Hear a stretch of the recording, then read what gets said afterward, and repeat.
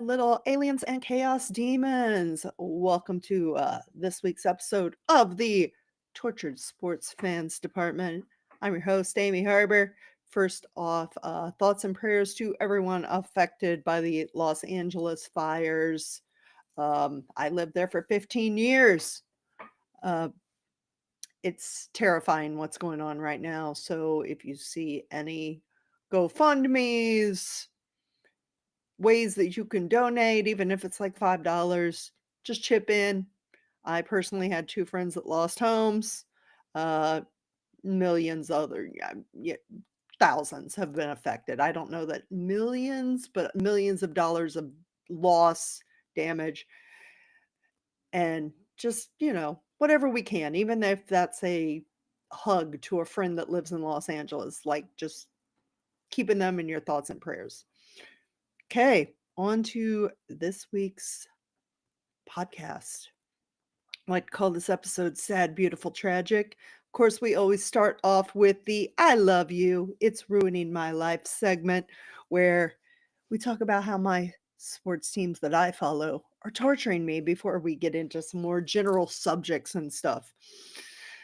Guardians, not really torturing me. I mean, Quan and Thomas are back. Quan's getting paid like $4 million.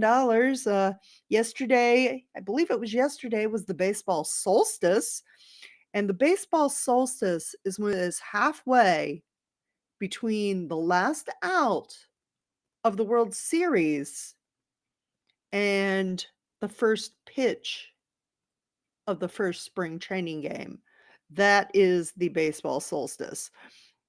Aston Villa, they got their FA Cup win over West Ham. They've had like 3 straight wins. They're 7th in the EPL. I believe next week, go back to Champions League.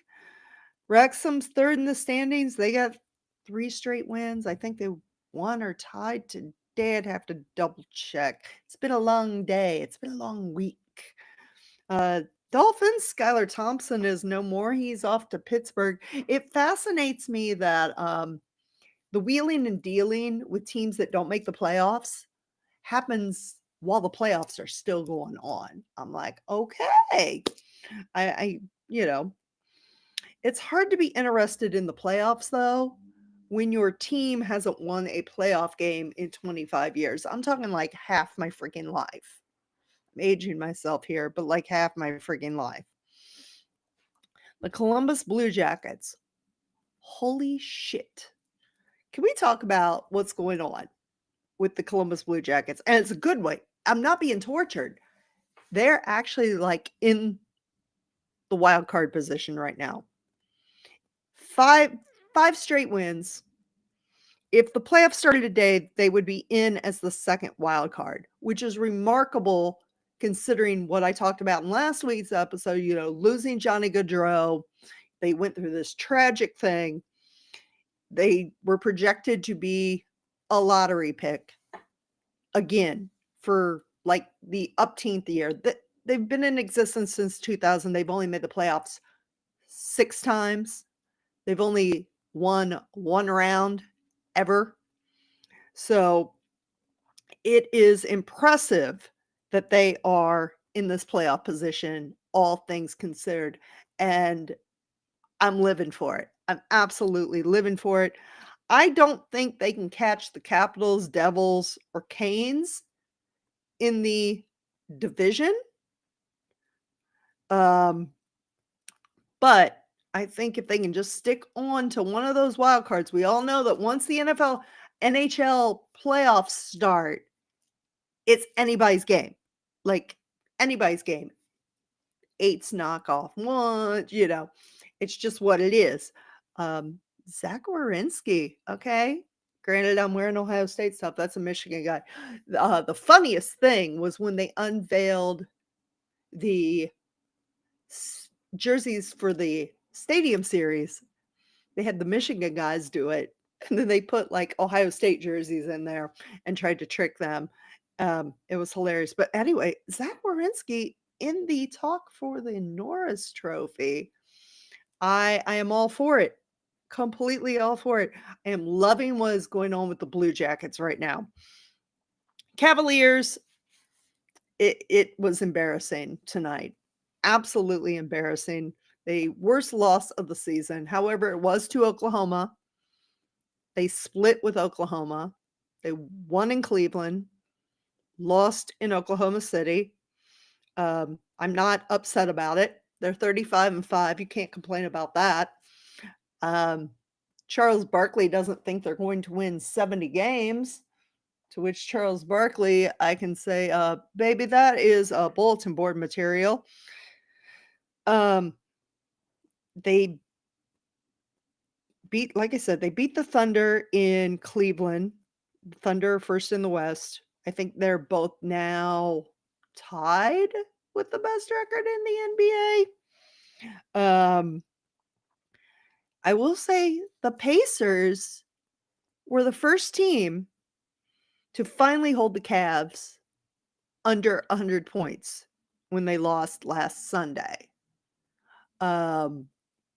So to go to practically, I think, right at the halfway point of the season, and that's your first game under 100 points. And then what do the Cavs do? They turn around 2 days later and beat the Pacers. So this Cavs team is special. I am not being tortured. I am very happy with this Cavs team. Very happy. Ohio State. We're going to talk basketball first and then get into football. The men's basketball, I feel like they are just on the cusp. Just on the cusp.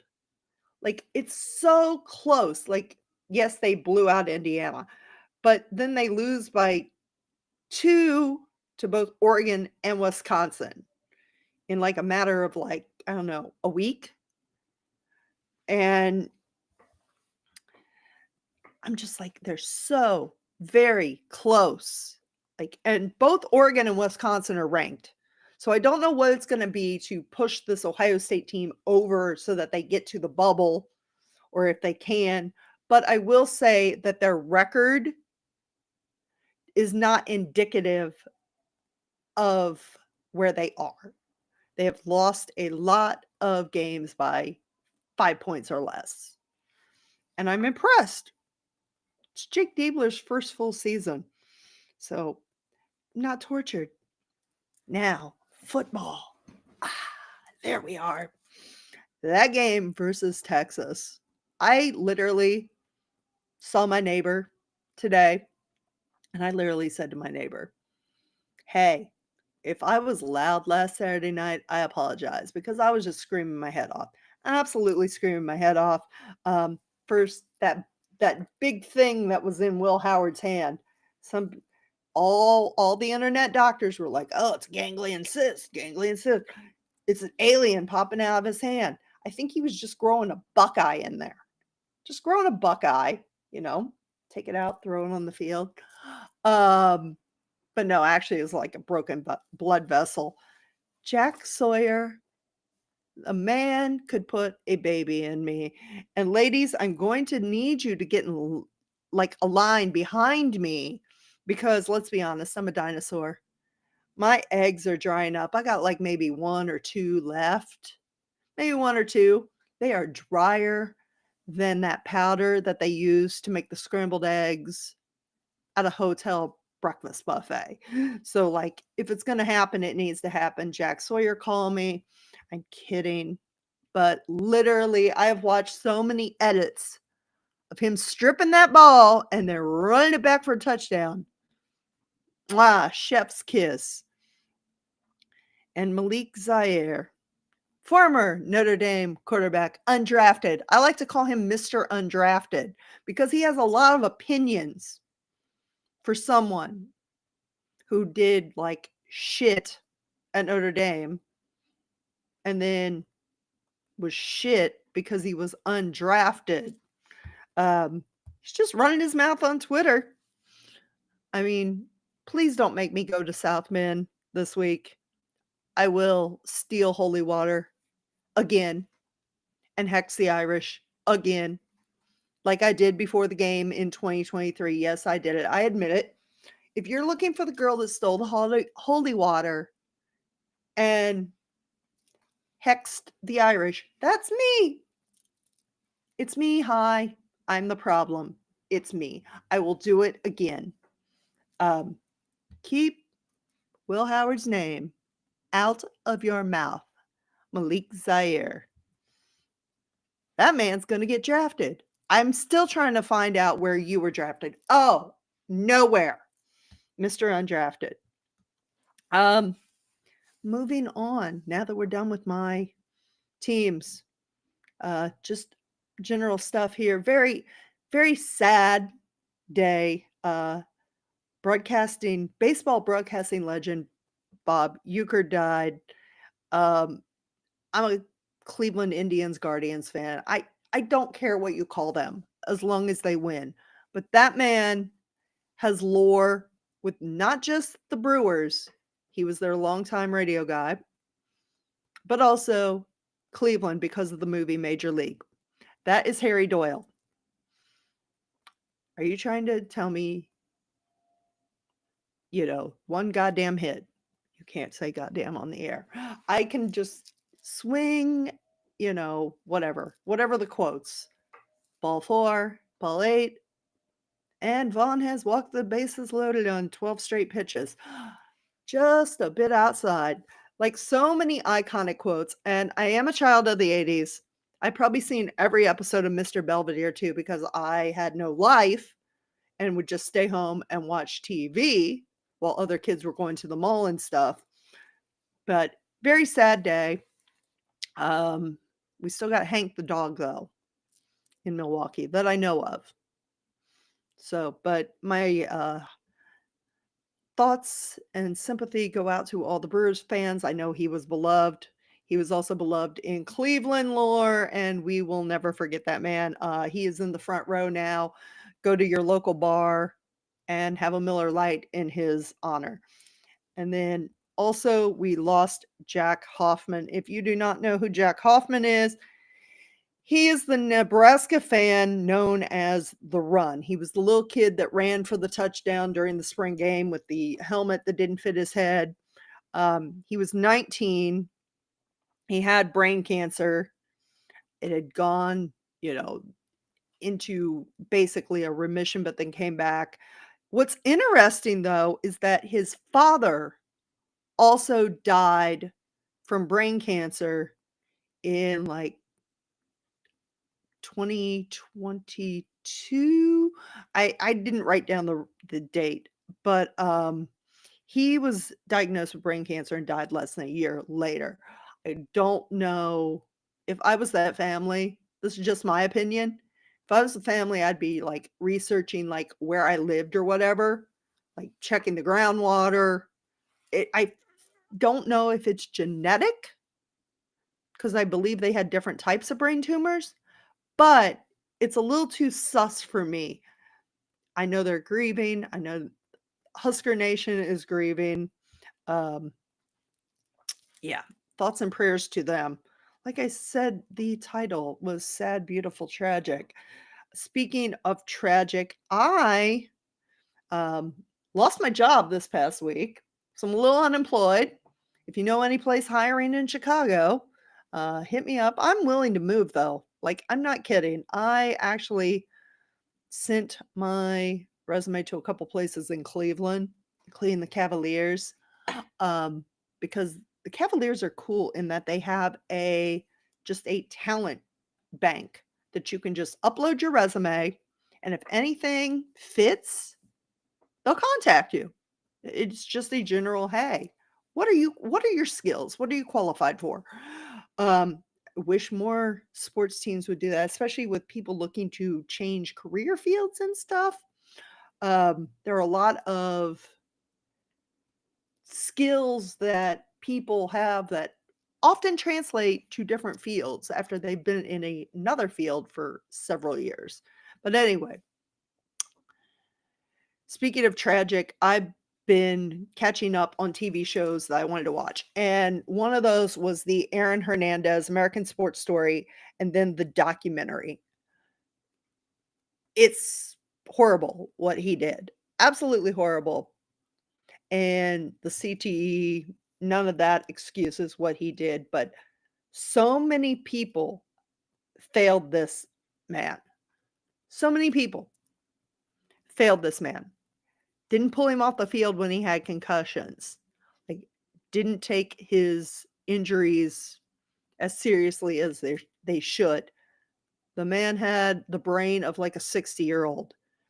It was heartbreaking to watch because, yes, he probably killed 3 people. Let's be honest, we know he probably killed 3 people. We definitely know he killed 1. He may have killed more, who knows?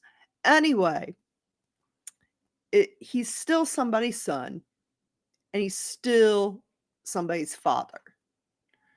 And that is the tragic part, is that a little girl is always gonna grow up not knowing her father, other than what little time she did have with him, or what she knows of her father is that she's going to be told that her father's a monster, which, yes, probably is, but also, again, that's her father. It's conflicting. And it got me thinking, what other sports figures, or actually, let me rewind that. There's so many things when I'm watching both the documentary and TV show, I was like just flabbergasted. Like, I don't know if Aaron Hernandez was that stupid, that socially immature, because we know he got like the 1 for social maturity on the Wonderlic, or if his brain was just so much jello from doing drugs and CTE. But world's stupidest criminals, like world's stupidest criminals, you had that SUV in your cousin's garage for 3 years, and you didn't think to, I don't know, get rid of the plates, strip it for parts. You knew enough people in Bristol, like gang members and stuff, that that car shouldn't have been in your cousin's garage. I'm trying to figure it out. I was like, if I did a crime, I wouldn't leave the car in my cousin's garage for like 3 years, 3 or 4 years. That thing would have been stripped for parts, sold piece by piece, metal or something, left out for scrappers. I don't know. But that just blew my mind. That, and in the documentary, when he has the secret apartment and they interview his neighbor, and she says that the marijuana he's smoking smells like skunk. And I'm like, oh, Lord, you had like $40 million contract at this point, and you're smoking college weed? Dude, like, I understand he was chain smoking weed too, but you couldn't have gotten better weed? Again, was it the CTE, or was he just really that dumb? I need these answers. Then I got to thinking, what other sports figures could Ryan Murphy tackle if he's doing another season of this show? Now, we need to understand that Ryan Murphy does not like to do happy endings. He likes to have them tragic, and he usually likes someone to die. So I was thinking of like a list. And if you want, comment whether you see a clip of this on social media or anything. But you could tell me, like, if there's other sports figures that their tales are tragic enough that Ryan Murphy should be telling them in the same vein that he told Aaron Hernandez's story. And I was thinking, it can't be a football player because he's already done OJ, and that was on American Crime Story. He's done Aaron Hernandez. I feel like we need to go to another sport or something, like maybe Lenny Dykstra, Kurt Schilling. It has to be someone who also has a fall from grace, like despicable reputation ruined everything. Lance Armstrong, Pete Rose, maybe even Cam Caminetti. I don't think he would tackle, someone did suggest to me, the Penn State or the Michigan State abuse scandals. I don't think he would tackle those just because of so many victims. There were so many victims in those cases that I don't think he's going to re-traumatize everyone affected by those. Yes, there is some re-traumatization when he does these stories, like Dahmer. I know that's not a sports one, but Dahmer, Versace, the OJ, the American Crime Story, the Bill and Monica. There's always this re-traumatization, but I don't think that there he would go there with those.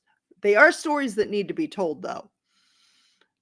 Speaking of Aaron Hernandez, Urban Meyer is going into the College Football Hall of Fame. And don't get me wrong, I love me some Urban. I love Daddy Urban. Daddy Urban could still get it, I'm not going to lie. But that man is kind of responsible. He kind of just turned a blind eye. It was like blinders on, winning these natties at Florida. It's not, I don't think it's that he turned a blind eye, because in the documentary, he talks about how he does bring Aaron to his house, tries to get him to be, church buddy with Tim Tebow and stuff. There were just so many bad actors, bad eggs in Aaron Hernandez's life. But at the same time, Urban Meyer was running a football program. Football was the main business. And I don't know, like with concussions and stuff. But still, Urban Meyer's going into the College Football Hall of Fame. So is Michael Vick. Some people are upset about that. I will say, Michael Vick is a true redemption story. That man completely changed his life. And some people are always going to crucify him for it. Don't get me wrong, I'm a pet lover. I have the cat tree. I don't have a cat right now. I kept the tree after my cat died. I'm going to get another cat eventually. I actually want two. I want two, and I want to name them Karma and Chaos. I want a black one and I want an orange one. Anyway, Michael Vick did his time, and he rehabilitated. And he took the extra effort. He could have just gone to jail, done his time, and been done with it. Be like, okay, I was wrong. But no, he started working with animal rescues. He started speaking out about the dangers of animal fighting, which dog fighting, cock fighting, chickens doing that. And he really made the effort. So I have no problem with him going into the College Football Hall of Fame. True redemption story, a true display of how you can do something bad, but you can also get a second chance and change your life for the good. And I think that is a great example. Yeah. Moving on. Is anybody superstitious about your clothing, your jerseys? Don't judge me. I haven't washed this jersey since the first playoff game. I'm only wearing it because I'm doing this segment. I will tell you that. And I didn't wear it for the Rose Bowl. I wore it for the Tennessee game. I wore it for the Texas game.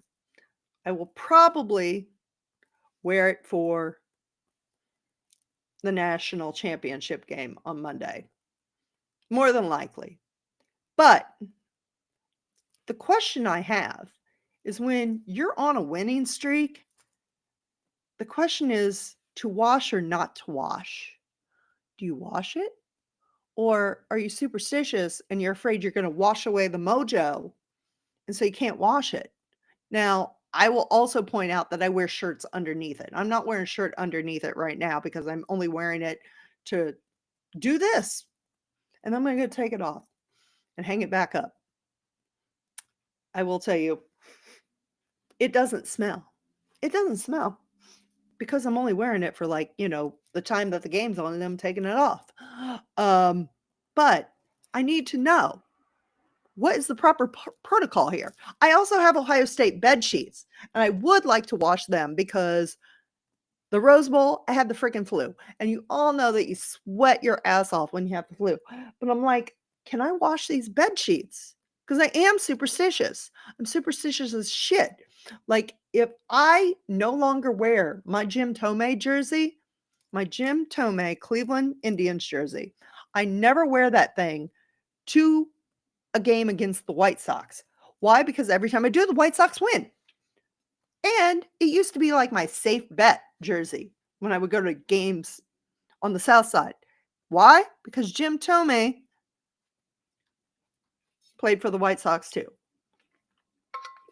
It's like my safe bet. It's like, hey, so now it's my Grady Sizemore. Why? Because Grady Sizemore's in the organization, or at least he was. But I got to the point where I still got this cough from the flu. I'm to the point where I was like, I can't do it. Every time I wear it, they lose. I've washed it. I don't know. Or, like if a player's in a slump and I wear the jersey, I'm like, nah, I gotta wash it. Gotta get the bad mojo off. So I just need to know what everyone's superstitions are with their jerseys and stuff. By the way, the city of Cleveland is suing the Browns. They seek to invoke the Modell Law to stop the Browns from moving from downtown on the lake to the suburbs. Gee, where have I heard this story before? Only there's no lawsuit involved that I know of. It's called the Bears trying to move to Arlington Heights. Only in Ohio, and this is because the Browns moved in 99. 99? Yeah, I think. The state law says that any professional sports team that uses tax-supported facility for home games and gets funding from the state or political subdivision can't leave unless it gets permission to play elsewhere or gives 6 months notice. This is actually beneficial because this is how the Crew, the MLS team, the Columbus Crew, were saved and not moved to Austin because of the state law. This is also why, as much as Bob Castellini, with his chirping that he was going to move the Reds, everyone laughed at it because we were like, good luck with that, buddy, because the Modell Law. It'll be interesting to see how this plays out because they really just want to move to the suburbs. No, the Browns have always played on the water. The Browns need to play on the water. The Browns need to play on the city. They would be, I believe, the only team not playing directly in the city. They don't need a dome. Use the weather to your advantage. Look what Buffalo's doing. Yes, if you have a dome, you can host a Super Bowl. But you've seen how weather has worked for Buffalo for the most part. I mean, sometimes they get their games moved. But I'm not down with this dome. Yes, it gets cold. Deal with it. Use it as your home field advantage. Not that you ever get to the playoffs to have a home field advantage, because the Browns, like the Dolphins, are a hot fucking mess. Speaking of hot fucking messes, I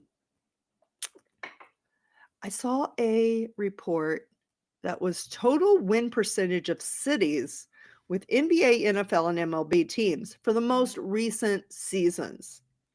At the top of the list, and the Browns are not contributing to this. This is mostly just the Guardians. This is the Guardians and Cavs. Completely. The Guardians and Cavs making postseason. Cleveland at a 0.594 win percentage. I'm going to let you guess who's at the bottom. I mean, yeah, it's not a hard guess. It's Chicago. And Chicago Magazine had a article talking about how in a 14-month span, the following teams have replaced their head coaches: the Red Stars, which is the women's soccer, the Cubs, the White Sox, the Sky, which is the WNBA team, the Fire, which is the MLS team, the Bears, and the Blackhawks. The Sky, I know they finished really bad. I think the Fire finished next to last in MLS. We all know what the White Sox did. The Blackhawks are a perennial lottery pick team. It's just bad, very bad. And I don't know what needs to change. They mentioned a curse in the story, and I had to out myself as the girl that did indeed curse the White Sox. I have no shame about it. That's what happens when you sign a domestic abuser, my alleged domestic abuser. I don't want to get in any legal trouble here. Mike Clevenger. Which, speaking of which, I was on TikTok, and we might just have to get into that later. Just hold this thought. Yeah, hold that thought because I want to come back to it. The Australian Open is going on, but usually I'm like watching it. Late night, 2 a.m. Got the tennis on, staying up way too late. It's probably how I've ended up with insomnia. This year, I'm just not feeling it, and I don't know why. I don't know if it's just the matches so far, though the TFO one, he's throwing up. It was 5 sets. Death, taxes, and players puking at the Australian Open. Now, 5 years ago, I was at the Aussie Open. I flew to Melbourne. I saw the women's semifinal. I will tell you that the heat in Australia during this time of year is no fucking joke. It literally is no joke. And then the world went to shit, and now it feels like the world's going to shit yet again for various reasons. Like it does. Like we've got the 2020, we had the fires in Australia, then we had COVID, we had election drama crap. Yeah, we had that. We had the Kobe Bryant helicopter crash, to which I'm like, I'm gonna say it. I'm just gonna say it. 2025, we have fires in Southern California. We got bird flu plus whatever this new respiratory thing is in China. We've got the aftermath of an election drama. And then I'm just like, well, can we put someone who's really awful, like Deshaun Watson or Trevor Bauer, in a helicopter and just let them fly? Just saying. I will stand on this that Kobe Bryant, at best, was an adulterer, and at worst, he was a rapist. I'll say it, and I'll get the hate for it, and I don't care. But maybe we'll talk about that next week because I'm pretty sure the anniversary is coming up. I have thoughts, and they're controversial, and that's why I have a podcast instead of being on like radio or TV, because sometimes my opinions are a little out there. Anyway, that's also why I take stuff to TikTok and Instagram, which rest in peace TikTok, unless you are saved. But I'm going out like a bang. I am going out like a bang on TikTok, by the way. The TikTok is at Amy Harbor. I'm just going to hold that up now. Just going to hold that up now. If you're watching the video, if you're not, it's at Amy Harbor, Harber. So there is this filter where it makes you look like a bad boy, quote, bad boy. It's bad boy filter. And so I do it. I've got a messy bun. I'm just sitting on my couch, no makeup on. TikTok, I hate you. It's on my I think it's still on my Instagram. If not, I will put it on my Instagram. Speaking of which, Instagram is at Amy D. Harbor. I'm just gonna beep, put that there. Or maybe we'll put it on the Tortured Sports Fans Department Instagram. TikTok, you did me dirty.